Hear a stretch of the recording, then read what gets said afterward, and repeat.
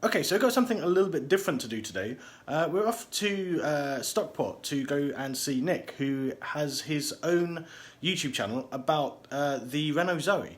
So yeah, let's go say hello to Nick and let's have a look at the Renault Zoe and see how it compares to the Nissan Leaf.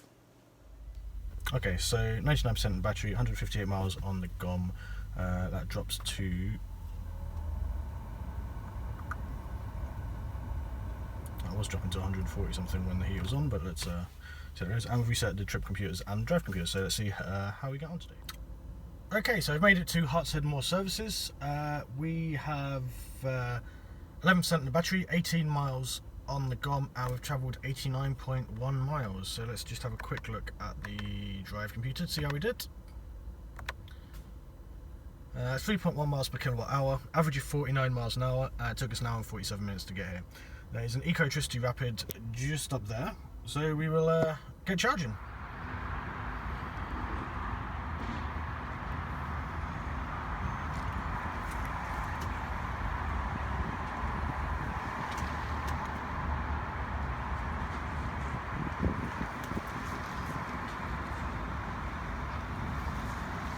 There we go, it works a lot better when I went to turn the car off.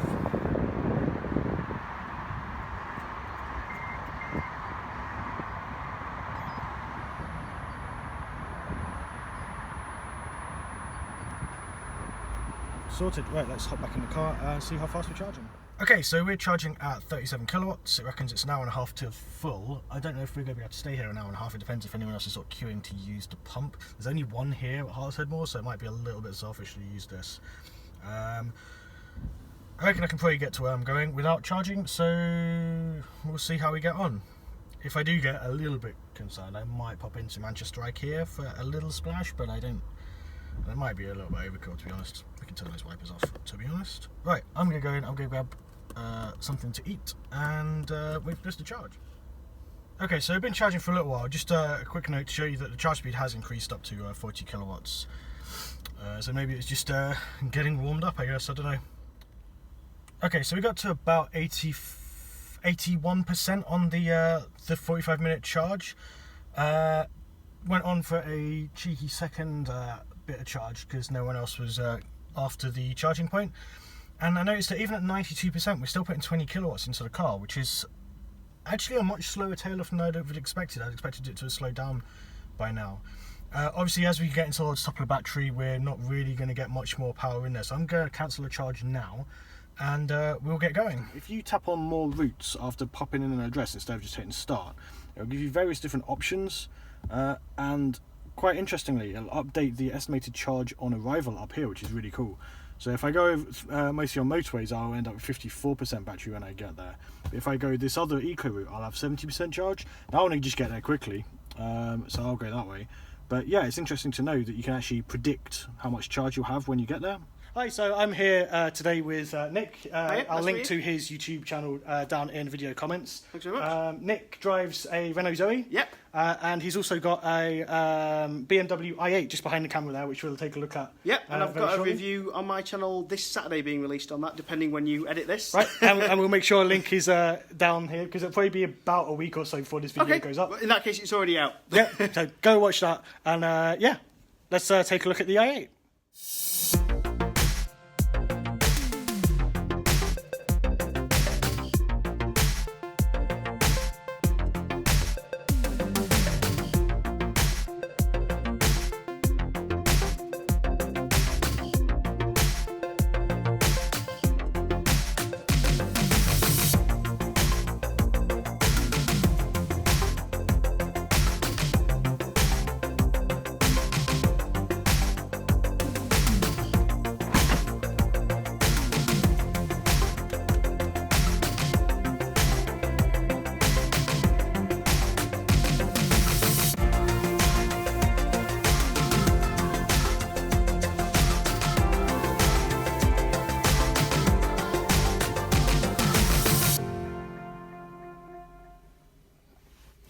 So this is the BMW i8. It's there's really not a lot of space in the back of this thing, but that's obviously not what this car is about. This car is about sports, fun and silliness. It's not about being your everyday family car, really. It's not what it's not what this is all about. And there you have the sat-nav system for the i8. So the way that works is it's not a touchscreen like the Leaf. You have a rotary dial here, and also you can click the button down. So if I rotate round and click in, and then that will go into the menus. Okay, so something Nick has just pointed out to me, I don't know how well it's going to show up here, but if we look here and zoom way in over there, you'll see that the i8 actually has a heads-up display. See, at 0 miles per hour. That's being projected forward onto the windscreen, along with, you can just about see it on the left, there's a speed marking detection, so you can see the current speed limit, which is obviously 3 dashes because we're indoors, and the car's obviously been off and have not been past any speed cameras. But that's quite a nifty addition to actually have that projected forward onto the windscreen in front of you. Okay, so what's really cool, when you flick it into sports mode, the engine roars and turns everything off, but there's no engine noise. The engine's all built into the speakers at the back. That's quite cool. So you've got 4 active speakers behind your heads. Yeah. And the engine noise is all computer generated.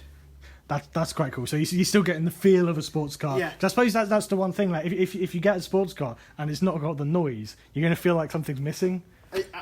I'll be honest. When I drove it, I could not tell that the noise was computer generated. It fooled me, and I'm used to driving Porsches, Ferraris, and if it fools me, it'll fool anybody. Yeah, definitely. But it's fun to drive. Would I buy a Tesla? Probably, but this is a lot better looking. Yeah. This is one of the most beautiful hybrid electric cars I've seen. Top tip that I've not mentioned on my video is, if you do buy an i8, this part, there's 2 ways to open the door. There's an electronic switch here, which will open the door, and there's a manual override switch in case electronics are down. This part is BMW's biggest profit maker, because if you pull that now, Aaron, there's a bit of resistance on it. I'll let you pull it on the camera. Now, the people pull it thinking they have to pull it to get the resistance off, and they snap it. Oh, wow. And BMW sell tons of these. What you have to do is a little tug at the back that you can't... Oh, the little red thing? Yeah, you pull that very gently, and the whole thing comes up dead easy. Right. And what people do is they feel the resistance. They think that resistance is pulling the door handle, and they yank it and snap it. That's a very silly design. Well, I don't know, it's good and it's silly. It's good for BMW, I guess. Yeah, and then the other thing I didn't mention on my video, which you can have the exclusive of, under here and on the passenger side, there's 2 basically wires that you pull. Yeah. Pull those wires and that pops the bonnet. The bonnet requires 2 people to lift. And the reason you have 2 people is the hinges it's on are very cheap and shoddy hinges. But you have to lift the bonnet up, so height this way. Yeah. Because otherwise this catches here, and because it's carbon fibre, it will flex and snap. So you have to lift it, 2 people like that, and then lift it up. But then there's no struts, so it doesn't stay up. You then have to get 2 screwdrivers and wedge it in the hinges so it doesn't fall back over. Oh, wow. So from BMW's point of view, it's really poor design. That's an involved way of opening the bonnet. So, Aaron, yeah, what do you think of the Leaf? Now you've had it a couple of weeks. Yeah, I really like New Leaf. It's an amazing car to drive. It really is. I mean, it's been a month or so. Yeah, pretty much exactly a month. I've had it now, and I've loved every minute. Kind of disappointed the last week or so we've had the snow, so not really wanted to get out and take us in the snow. But yeah, it's been good fun. To be honest, I mean, down here we've had really bad snow, and the advantage I found in the Zoe is my regen is a bit different to yours. So when I let go, I only get like half the regen that you get normally. Yeah. Because the regen on the Zoe is controlled more by the brake pedal. Oh, right. The small advantage I get in that is if I'm going down a big hill, rather than the regen slow me down, I start sliding, I get no regen. It just pretty much free rolls with slight regen. So it's a bit easier to control. Yeah, because I've heard the regen can be quite dangerous in sort of icy conditions. Yeah. It can just essentially it's braking, which you don't want to be doing on ice. What, have you used the pedal at all? Yeah, but it's a bit alien to me at the moment. So what I've started doing is I've started using the Leaf calls B mode more. Okay. Where it will use stronger regen, and you've got to kind of put a bit more pressure on the accelerator before, otherwise it'll slow you down. Okay. So it's kind of a halfway house, and now that I'm starting to get more comfortable with that, I'm going to start using the e-pedal more. But just to transition from never driving an EV to e-pedal, yes, it's easy to use, but it's still a bit alien, and like I'm not comfortable with it yet to want to use it in everyday driving. Yeah. Do you know if the e-pedal, when you're on e-pedal, does it actually use the friction materials at all regen? Both. Both, right. So it will use regen unless it absolutely can't brake hard enough. Then it will start to use the friction brakes. Obviously, when it's holding you, it will use friction brakes. The regen will only slow you down to about 3 or 4 miles an hour, and so it'll have to use the friction brake from that point onwards. Do you ever feel the need to press the brake when you're on e-pedal? You cover it sometimes, mostly because I'm new to it and I'm not entirely sure where to trust it yet. But to be fair, the braking is very, very sharp. It depends how quickly you lift it off, right? So if you gently lift your foot off the accelerator, it'll decelerate really slowly. If you take your foot off suddenly, it'll slam on the anchors and you kind of lurch forward. Oh, right, okay. So it's really, really aggressive. But it tries to react to how smoothly you take your foot off the controls. Okay. So if you calmly take your foot off the pedal, it will gently come to a stop. If you snatch your foot off, it thinks something bad's happening, so it'll brakes. Yeah. And does it use the Distronic sensors at the front, obviously the radar sensors at the front for the braking part of the e-pedal, or not? It doesn't use that as part of the e-pedal. It has the emergency braking assist. It will use if it thinks you're going to crash, right? But it won't use it as part of normal driving. Okay. If you've got ProPilot on, you can enable that, and ProPilot will use the radars to slow you down and do stop-start traffic management. But that's separate from what e-pedal does. Okay. You can use them independently. So if you'd like one, you can use one, or you can flip it over and use the other, or use both in tandem if you like. Okay, so in addition to the i8, Nick also has the Renault Zoe. This is his Renault Zoe. You've got your charge port just behind there, which is a Type 2 charge port. Dependent on which model of Zoe... Oh, there you go, just open it up for us. So dependent on which model of Zoe you've got, this can either do 7 kilowatt if you've got the R, or 22 kilowatt if you've got the Q version. It can't do CCS, it doesn't have CHAdeMO, but it does have something, the ability to do 22 kilowatts over Type 2 is something you can't actually do on the Nissan Leaf. It can't handle anything above 7 kilowatts off a Type 2 socket. So that's quite an interesting feature on this car, which I don't actually have. It's also got this interesting design on the rear door for opening, so there's no rear handle. You just push this in and then you can open the door like that.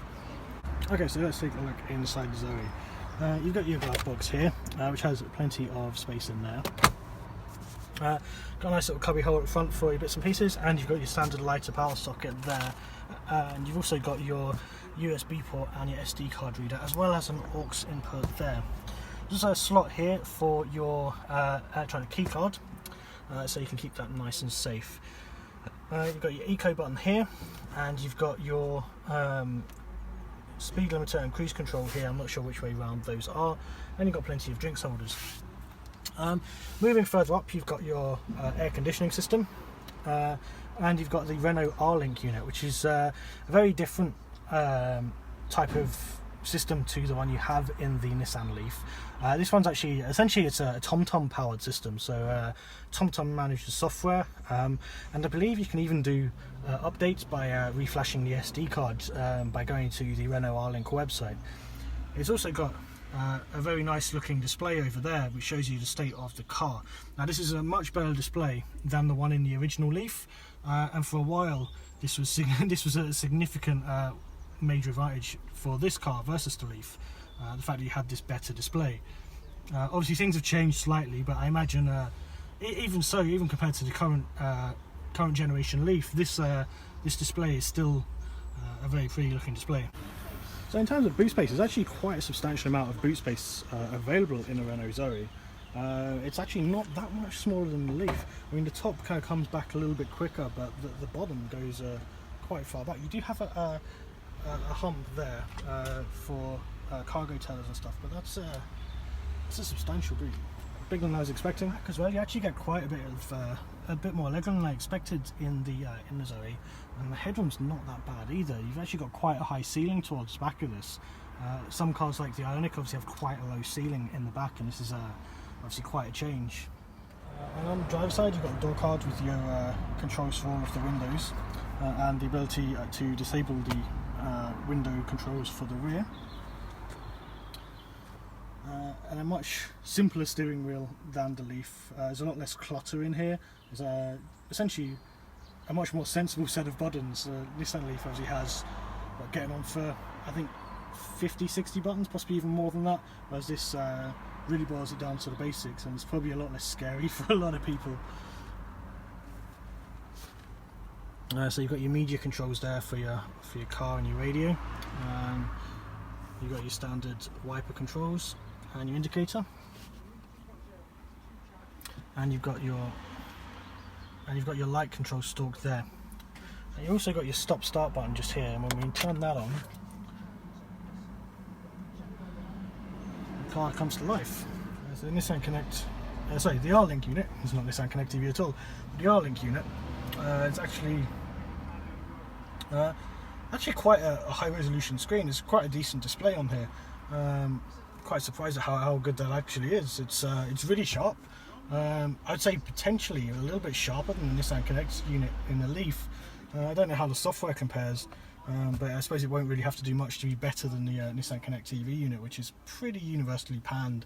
It's not the best system in the world in the Leaf. The dash computer in the Leaf is way better than the Nissan Connect TV unit. You also have the option for different user profiles. I'm not going to mess with that because it's not my car, but it's interesting to see that you have some features like that on this car.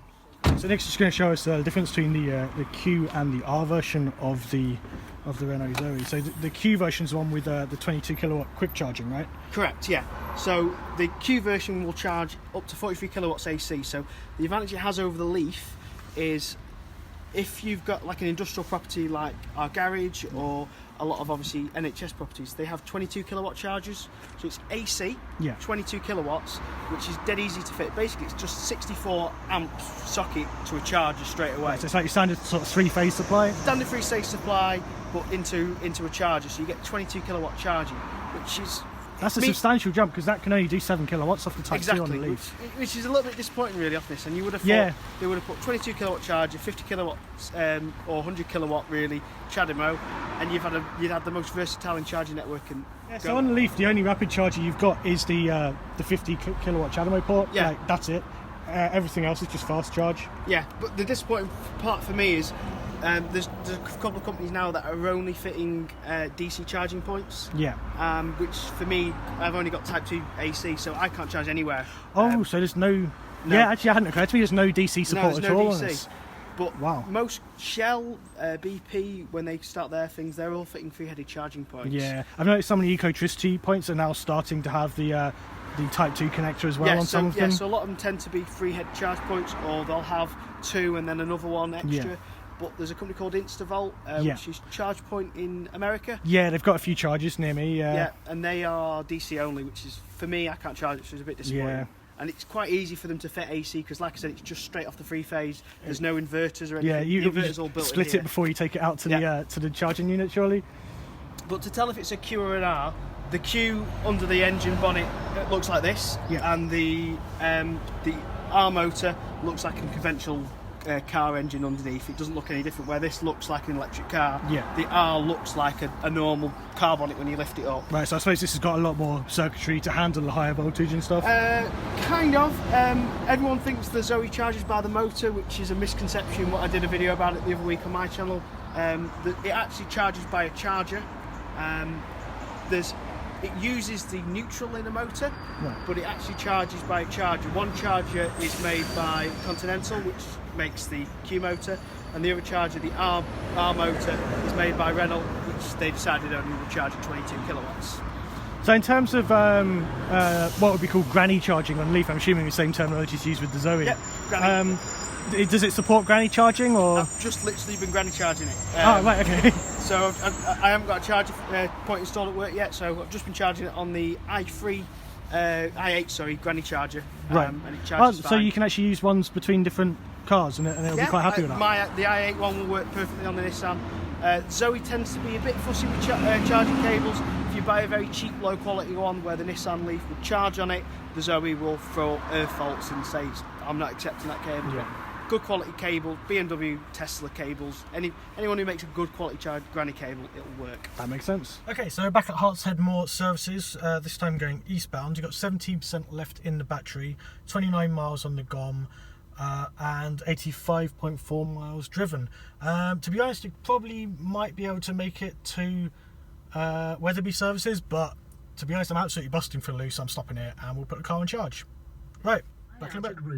Okay, so charging started, getting 37 kilowatts, and it reckons an hour and a half till full battery. Cool. Okay, so 59% of the battery, 93 miles on the GOM, and we're charging at 39 kilowatts. So it seems quite steady, 11 minutes, and we'll be at 75% full. So I've got about 80-ish miles to get home. So yeah. Okay, so just finished our charge, 91% in the battery, 143 miles on the GOM, and we will reset the trip computer, and we will also reset the drive computer.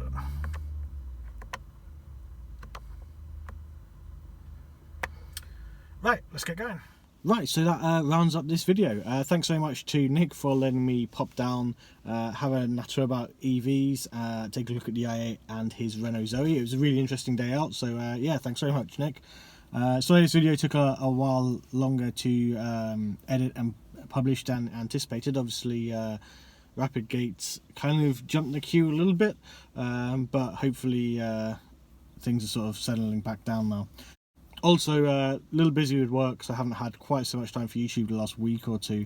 But now that the dust has settled with that, hopefully be able to pick up the YouTube side of things a little bit more. Nick also made a video of the day showing his thoughts of the 2018 Nissan Leaf as a Renault Zoe owner.